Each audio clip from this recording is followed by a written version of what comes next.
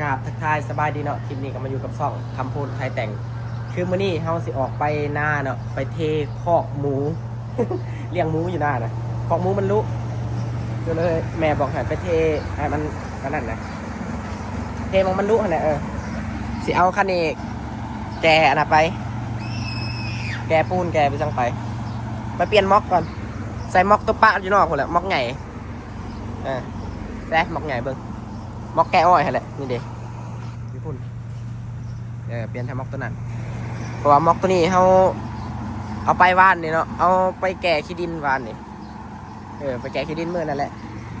แล้วบัดนี้คอมันน็อตมันอันนั้นเลยรีบลงจะเปลี่ยนม็อกก่อนม็อกตัวนั้นกับบุมีแป้นปูเลยแต่กะสิหาแนวปูเอา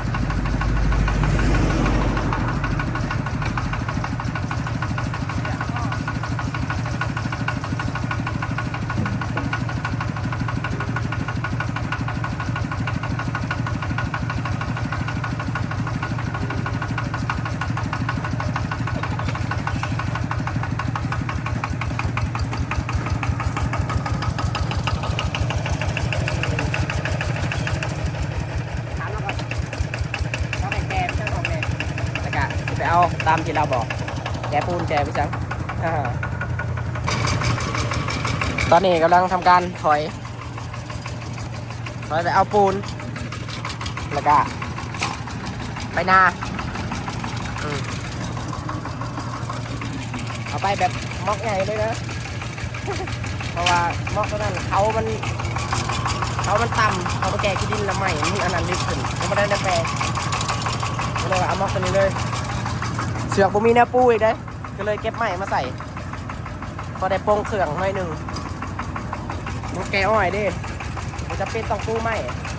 เพราะว่ามันที่นัก ถอยรถก่อน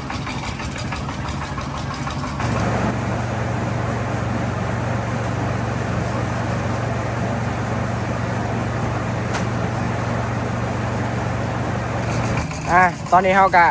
ได้เอาขึ้นรถแล้วเนาะสิเป็นก้อนขี้หินแล้วก็ดินทรายตัวนี้คือเมื่อกี้เนี่ยย้อนทำงานกับแม่2 คนนะย้อนว่ามันก็เป็นก้อนขี้หินขนาดนี่เด็ก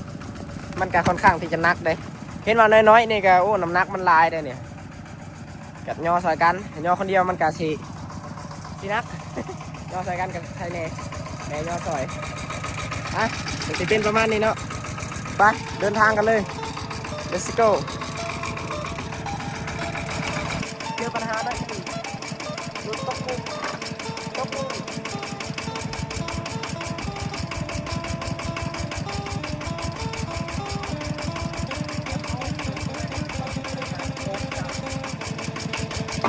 ระหว่างการเดินทางมีปัญหาหลายอย่าง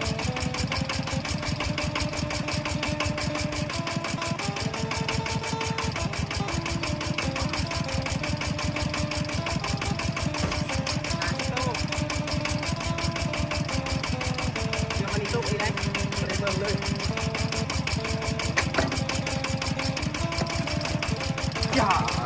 เดินทางอีก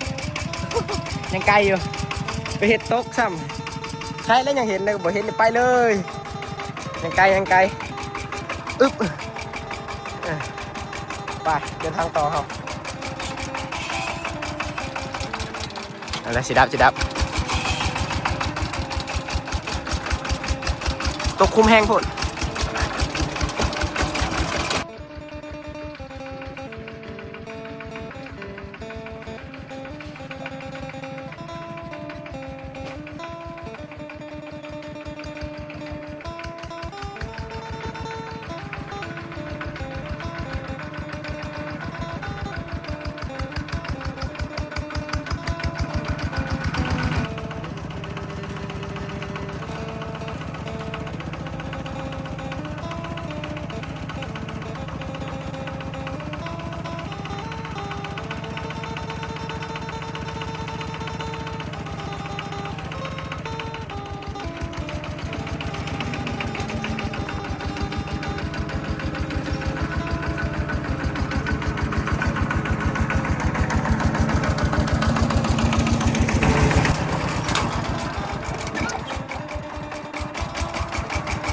โอเคเนาะหอดหน้าไปทีเรียบร้อยว้าหอดสักทีตอนมาก็เจอปัญหาน้อยหนึ่งอะเครื่องตกไปก่อนดินบล็อกก็แตกเลยนี่ตกเลยแล้วมันสะเนือนหลุดเลยแตกไปสักก้อนหนึ่งความลำบากนี่ก็นะมาจับก็เสียไปอ้อมหัวน่าจะไปอ้อมเนาะเอามาปะเมียนในนี่แหละแต่ภารกิจของเราน่ะก็คือเห็ดไปช่างวะเห็ดไปช่างนี่แหละแม่เขาบอกก็เทอย่างนี้แหละภารกิจของเราว้าวนี่ของหมู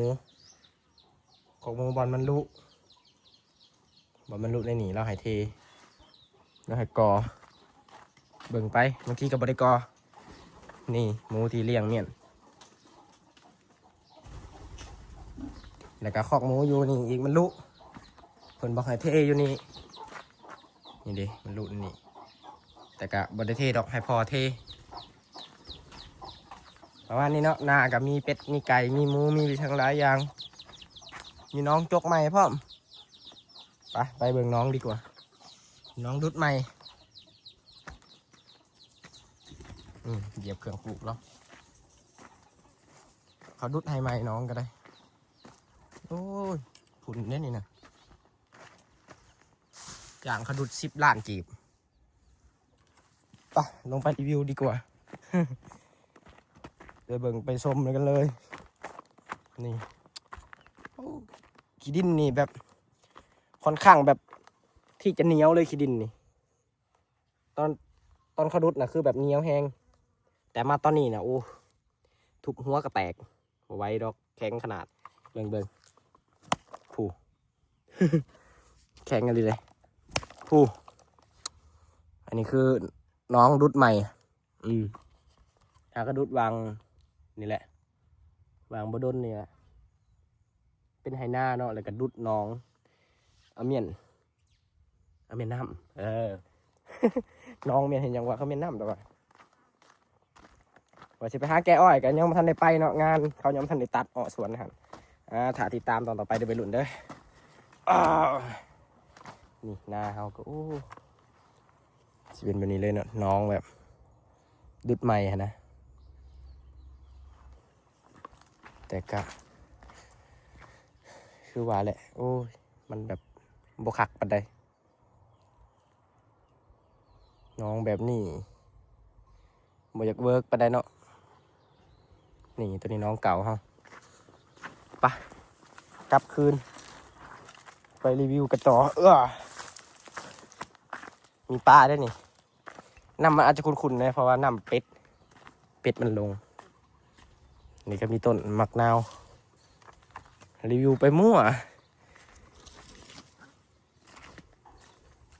มีห้องน้ำพร้อมได้บรีวิวต่อห้องน้ำ let's go เดี๋ยวเราจะไปเอาเครื่องลงก่อนเนาะไปหาบางเมียนเครื่องก่อน กองเม็ดแท่นั้นเนี่ย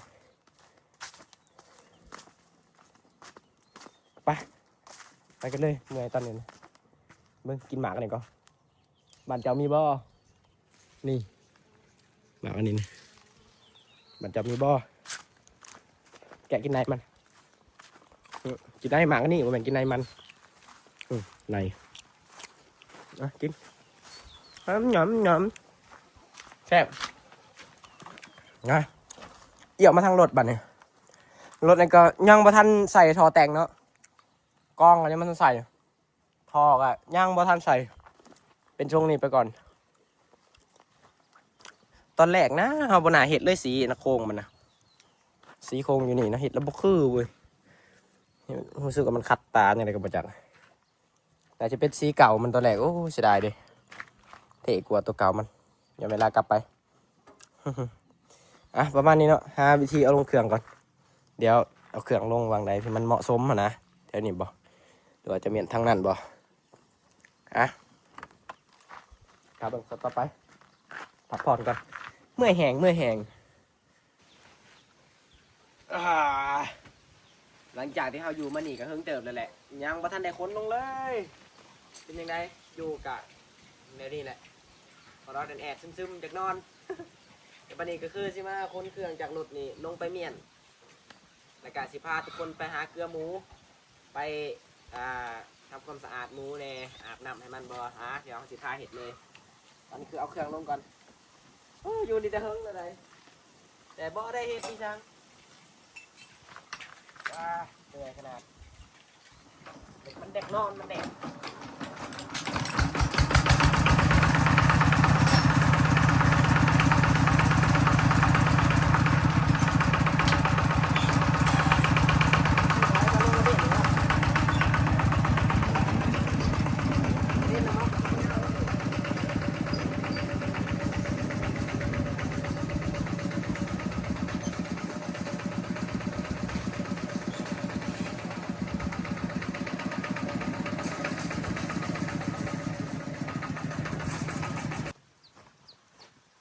มาเนาะอันดับแรกเขาก็สิเอาปูนลงก่อนต้องหาไม้มาห้องนะเพื่อจับเอาให้มันเป็นความเย็นขึ้นมานะปูนมันสิแข็งเพราะว่ามันถึงนำมาได้หาไม้ห้องหาไปช่างห้องก่อนนี่น่าจะปูนเม่นบางนี้เม่นก้อนดิจีนี่ก็ได้ปูนลงก่อนน้ำหนักการหาสโลเดี๋ยวขอเวลาคนจนลงก่อนเนาะ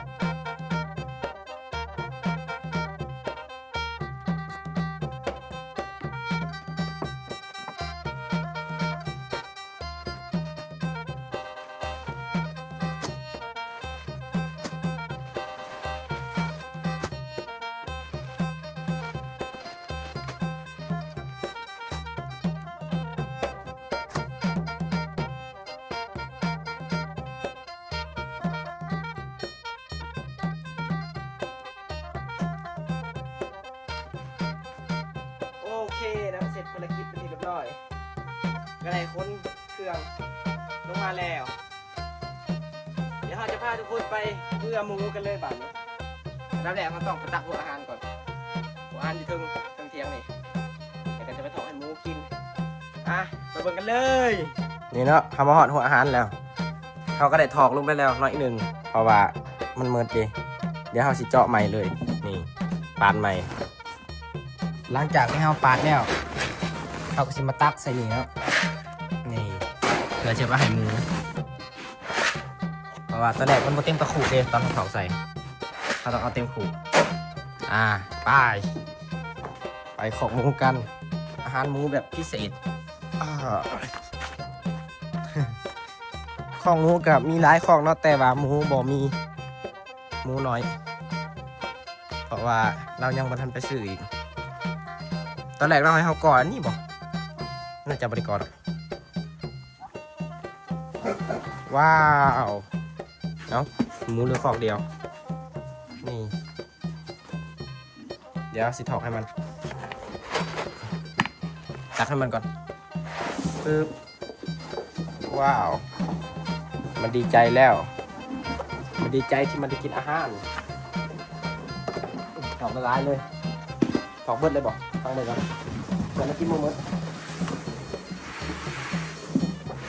เนี่ยถอกเบิดเลยหมูเหลือคอกเดียวกายนั่นก็คือยอมประทานได้เอาหมูมาใส่บัดนี้เขาที่ทำความสะอาดให้มันบัดนี้ดึงสายยางมาก่อนสายยางอยู่ปุ๊เขาซีมาล่างทำความสะอาดเนาะบัดนี้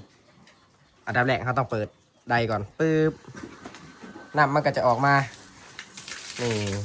น้ำมันจะขึ้นมาจากน้องเลยเนาะแล้วก็จะเอามาทำความสะอาดล่างขี้หมู หมูมันต้องแบบให้มันมันอยู่สะอาดนะนี่แล้วก็ต้องอาบน้ำให้มันพร้อมอากาศมันเย็นอากาศร้อนล้างให้มันเย็นเดี๋ยวมื้อหน้าเนาะเราสิไปซื้อหมูมาเพิ่มอีกเอามาใส่ซุ่มนี่แหละใส่ของทุกคนเลยเดี๋ยวสิทายให้เบิ่งอีกตอนนี้ขอทำความสะอาดก่อนกะบ่อร้ายเนาะคือว่าธรรมดานะครับนี่ถ้าคือแบบเลี้ยงลายโตนี่โอ้ต้องได้ทำความสะอาดตลอดมันเปื้อนตลอดนะก็เมื่อย เมื่อยแต่ก็อดนั่นแหละอันนี้ก็คือเรือโบราณเนาะเรือตัวโต2 4 6เรือ8ตัวแต่ขายไปน้ำแน่เลย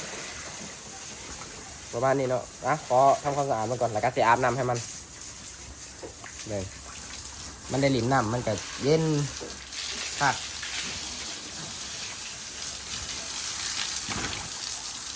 ตอนนี้กำลังถอยรถเนาะเมื่อก่อนหิวเข่าอะไรเกลือหมูกะแล้วแล้วก็อาบน้ำให้มันกะแล้วก็เลยว่ากลับก่อนเสร็จภารกิจใช้หัวปะจึกตอนแรกว่าสีอันนั้นเนาะว่าสีกอในหันนะแต่พอเข้ามาวางนั้นเลยบอกแล้วว่าบออันนั้นก็ได้ปะบริกรเด้อว่าเราอันนั้นเราสีเห็ดเองนะเราสิเอาไม้มาตอกใส่บ่ต้องก่อยันบ่อยู่เพราะว่ามันเป็นเสาไม้นะจับก่อนหิวเข่าเลยเมื่อยอยากเข้า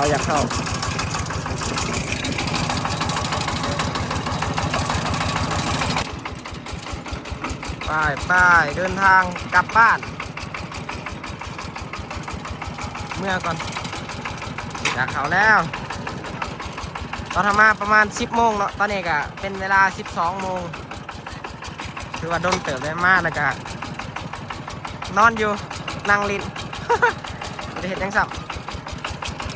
ว่าสิมาก่อนนั่นแหละแต่มันบ่เป็นตะก่อหรอกมันบ่อยู่นั่นแหละ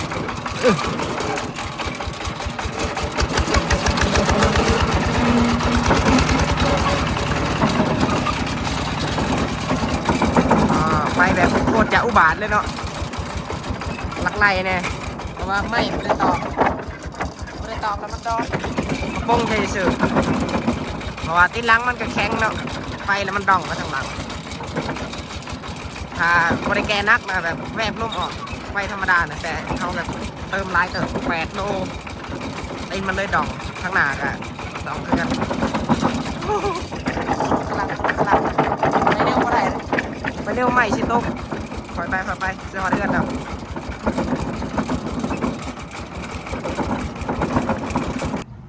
แน่หอดเดือนลำบากนี่โอ้โหจอดที่เก่าที่เดิมเพิ่มเติมคือความเมื่อยไปประเทศเอียดจังเนาะพาทุกคนขี่รถหล่อพาชุมเจ้าเอาอันนั้นไปเมียนได้ซื้อประเทศเอียดจังเลยจบคลิปได้สำนี้